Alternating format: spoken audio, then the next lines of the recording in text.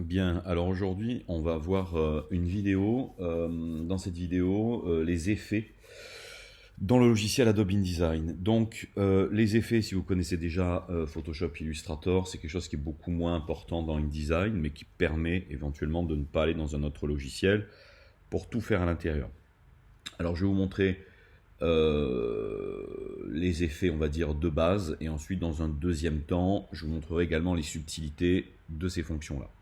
Donc pour ça, sur mon document, donc là je suis sur InDesign 2020, mais peu de choses ont changé au cours des années sur les effets. J'ai fait 3 blocs. Un bloc de texte, un bloc sans contenu, avec une couleur de fond et une couleur de contour, et un bloc dans lequel j'ai mis une image et un contour. Donc je peux très bien mettre aussi au bloc de texte, couleur de fond, etc.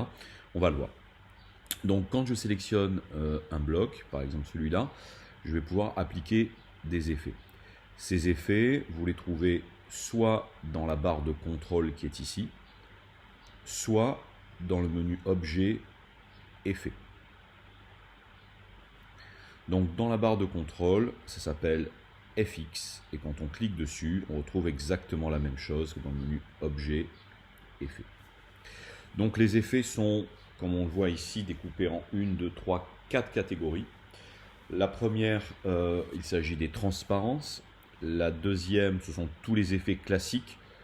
Donc je ne vais pas les détailler, hein. On en fera un ou deux. Le but, c'est qu'après, vous pouvez tout à fait expérimenter ce genre de choses, hein. C'est relativement simple.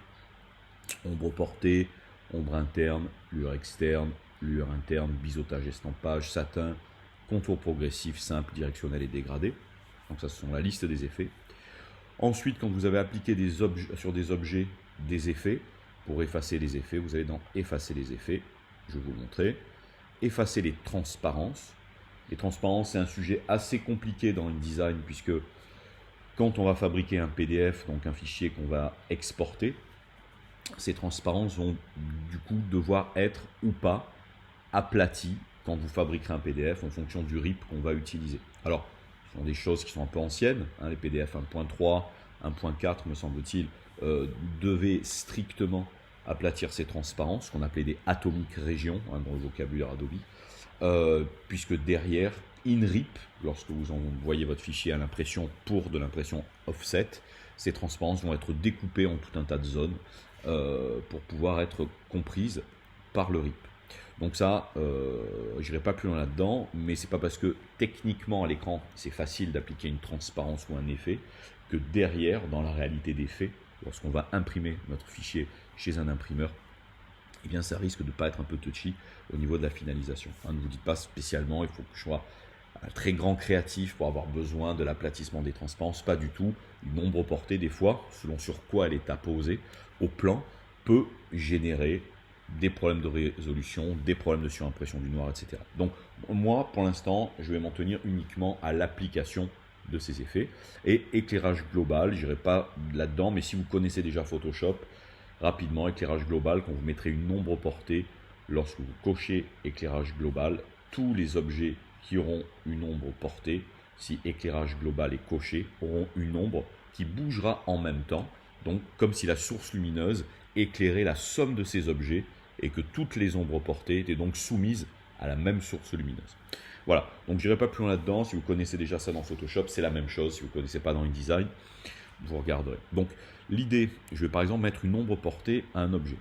Ombre portée, donc dès que j'applique un effet, eh bien ici vous voyez j'ai une palette et cocher ou sont cochés les effets appliqués à cet objet, et ensuite vous allez pouvoir quantifier ce que vous voulez. Voilà, tac, tac, tac, tac. On ne va pas tout mettre, hein, ça fait un peu trop. Donc je vais rester juste à ombre portée, je vais cocher aperçu.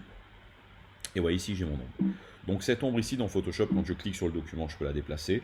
Dans InDesign, je ne peux pas, donc je choisis la couleur, son opacité, son décalage, ce que je vous disais, est-ce que je vais utiliser l'éclairage global ou pas, etc., etc. Donc voilà, vous avez des effets, par exemple ombre portée, son mode de fusion, et je vais peut-être mettre par exemple une ombre interne, voilà, bon, on voit l'idée, biseautage, estampage aussi, voilà, classique, et je vais valider. Voilà, donc ici, voilà ce que j'ai fait, j'ai fabriqué une ombre et un biseautage à cet objet. Si je veux effacer ces effets, soit je passe par ici, soit je passe par objet, effet, et je peux effacer les effets. Et l'objet est neuf d'effets. Voilà, donc dans les effets, vous en avez plein, et si je prends par contre transparence, qui est le premier onglet, voilà, je peux appliquer de l'opacité à cet objet. Donc vous voyez, l'opacité va être plus ou moins importante, l'objet va plus ou moins disparaître. Je vais mettre une ombre portée, vous voyez que l'ombre portée également est soumise à la quantité de transparence, que je peux également gérer ici, de mon objet. Donc du coup, sélectivement, je peux dire je veux enlever la transparence ou les effets. Si j'enlève la transparence, il n'y a plus de transparence. Et également ici, j'ai enlevé, puisqu'ici ils sont corrélés, les effets. Donc je pourrais aussi dire, je veux ici, par exemple, enlever voilà, les effets, je garde la transparence et j'enlève la transparence. Voilà, donc voilà dans les grandes lignes comment ça fonctionne. Évidemment, si vous connaissez la façon de fabriquer des styles d'objets, c'est des choses qu'on va pouvoir ventiler. Hein, je vous montre rapidement. Fenêtre, style, style d'objet. On fera un cours plus tard sur ça. Et dans style d'objet, je vais pouvoir dire, ben voilà, moi j'aimerais un objet qui a une couleur de fond, une couleur de contour, une épaisseur, une ombre portée, par exemple, comme ceci. Je vais donc dans mon hamburger ici faire nouveau style d'objet. Je vais prélever l'objet et ses caractéristiques. Ce qu'on peut appeler aussi des attributs ou des propriétés. Donc ça, si vous faites un peu de programmation, ça va vous parler. Donc je vais dire nouveau style d'objet. Je vais prélever cet objet. Je vais l'appeler par exemple créa. Voilà. Je vais lui dire d'appliquer à la sélection. Et je peux même rajouter par exemple un raccourci clavier. Commande 1 par exemple. Voilà. Donc là, je peux en mettre. Je suis en portable. Ok, donc vous voyez qu'ici, créa. Donc maintenant, si je choisis un objet et je clique sur créa, vous voyez qu'automatiquement, je peux formater tout ça. Voilà. Donc, dans les effets, vous retrouvez des choses évidentes, satin, voilà, etc. Biseautage, estampage, contour progressif simple, contour progressif directionnel. On peut faire un dégradé vers la transparence, un peu comme un masque de fusion Photoshop. Donc tout ça, vous pouvez l'essayer, c'est relativement simple et puis c'est annulable à n'importe quel moment. Voilà. Alors, ce qui est un peu plus intéressant dans InDesign, ça va être la chose suivante. Ici, par exemple, voilà, j'aimerais que cet objet soit au plan de cette image. On va se dire, bon ben voilà, on n'arrive pas à lire, donc je vais faire un truc vraiment old school, je vais faire un effet calque. L'effet calque, c'est de dire que, par exemple, ce bloc-là devant, voilà, va être par exemple blanc, et je vais baisser en opacité le blanc, ici pour l'effet calque. Sauf que vous voyez, du coup, le texte est également baissé en opacité, puisqu'ici on parle au bloc. Alors ce qui est très intéressant dans InDesign, c'est qu'on va pouvoir, et ça c'est vraiment un petit truc très pratique, choisir de façon sélective à quoi j'applique l'effet. Je m'explique. Ici par exemple, je vais mettre une couleur de fond, par exemple, voilà, comme ça, à cet objet-là. Et donc en fait, vous avez, quand l'objet est sélectionné, à côté de FX, donc déjà un bouton, premier bouton, je mets une ombre portée, c'est un petit raccourci, rien de spécial. Voilà, j'ai une ombre. Par contre, si vous faites Alt-clic sur ce picto, la palette s'ouvre et vous pouvez comme ça avoir toutes les options. Donc dans InDesign, il y a des raccourcis clavier un peu dans tous les sens. Sachez que Alt-clic déjà permet d'avoir accès directement à la palette effet. Donc je vais fermer cette palette. Voilà, donc ici j'applique de l'effet, ici en un clic je mets une ombre portée, ici je baisse l'opacité. Dans ces trois cas, effet, ombre portée, opacité, ces effets vont s'appliquer à la totalité du bloc. Quand je dis à la totalité, c'est quoi? C'est l'objet, son fond, son contour, son contenu, que ce soit une image ou que ce soit du texte. Si je veux de façon sélective pouvoir modifier ou appliquer spécifiquement quelque chose, voilà, imaginons ici, je voudrais appliquer de l'ombre portée qu'au mot, qu'au texte.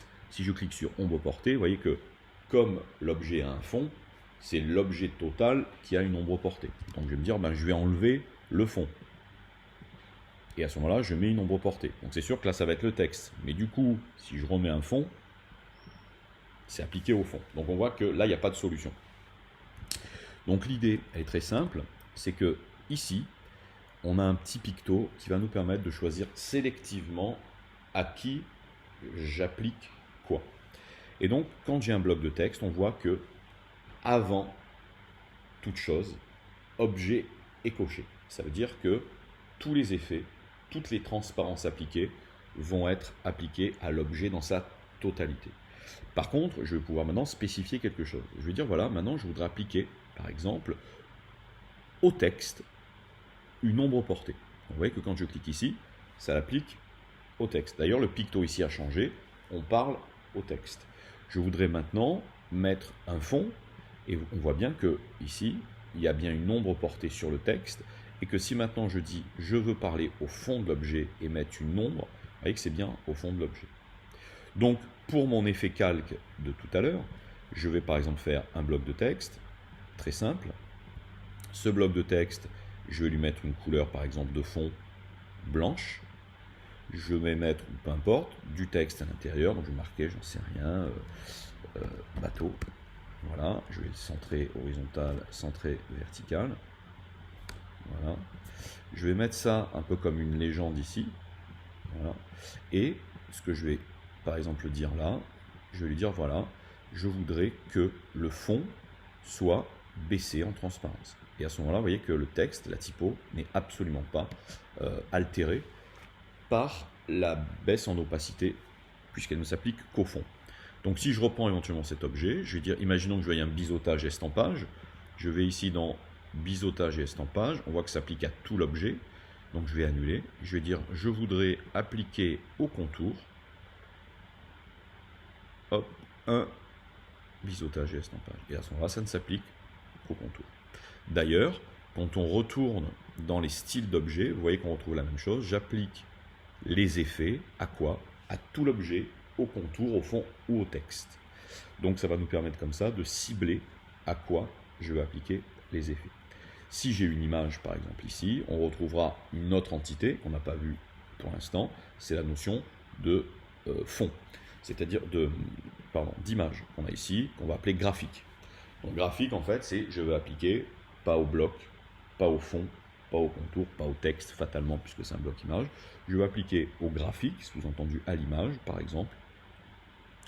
Je ne sais pas, ici par exemple un contour progressif directionnel. À ce moment-là, je vais cocher aperçu. Voilà. Ou dégradé, plutôt on va mettre plutôt dégradé. Donc on voit que du coup la photo disparaît. Et si je mets maintenant un fond à cet objet, voilà, d'accord, eh bien l'opacité du fond n'est pas du tout altérée, l'effet est appliqué à l'objet. Si je vais dans les fenêtres options, style d'objet et que j'en fais un nouveau, c'est-à-dire que je prélève les caractéristiques de ça, je vois qu'ici par exemple que mon fond ou mon contour ou mon objet vont avoir des spécificités différentes, puisque ça va éventuellement prélever tout ça. Donc voilà, l'idée de ce petit cours est de vous montrer qu'on va pouvoir appliquer à des objets, soit de façon globale, soit de façon sélective, des effets. Ces effets sont relativement simples à comprendre et juste à essayer. On a parlé d'effets et de transparence, d'éclairage global et de la notion de transparence qui est ici. Alt-clic sur ces options vous ouvre les fenêtres respectives ou vous passez sinon par le menu objet, effet et vous retrouvez la même chose.